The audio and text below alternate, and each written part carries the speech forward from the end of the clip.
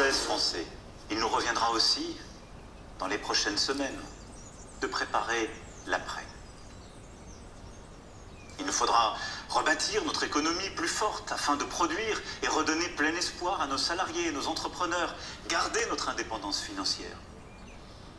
Il nous faudra rebâtir une indépendance agricole, sanitaire, industrielle et technologique française et plus d'autonomie stratégique pour notre Europe. Cela passera par un plan massif pour notre santé, notre recherche, nos aînés, entre autres. Il nous faudra bâtir une stratégie où nous retrouverons le temps long, la possibilité de planifier la sobriété carbone, la prévention, la résilience, qui seuls peuvent permettre de faire face aux crises à venir. Ces quelques évidences s'imposent aujourd'hui à nous, mais ne suffiront pas.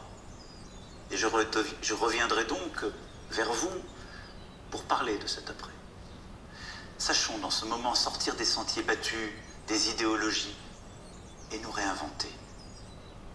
Moi le premier. Il y a dans cette crise une chance.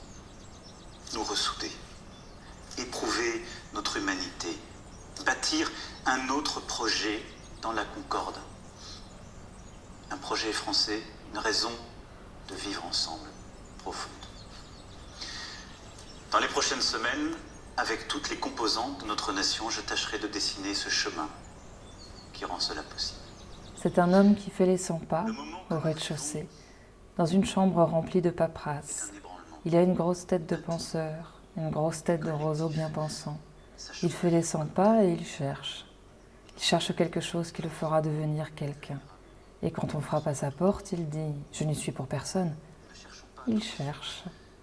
Il cherche quelque chose qui le fera devenir quelqu'un. Le monde entier pourrait bien frapper à sa porte, le monde entier pourrait bien se rouler sur le paillasson et gémir et pleurer et supplier, demander à boire ou à manger, qu'il n'ouvrirait pas. Il cherche. Il cherche la fameuse machine à peser les balances. Lorsqu'il l'aura trouvée, la fameuse machine à peser les balances, il sera l'homme le plus célèbre de son pays, le roi des poids et mesures de la France. Et en lui-même, il pousse de petits cris. Vive papa, vive moi, vive la France. Vive la République, vive la France. Dehors, le chômeur hoche la tête, sa pauvre tête, bercée par l'insomnie.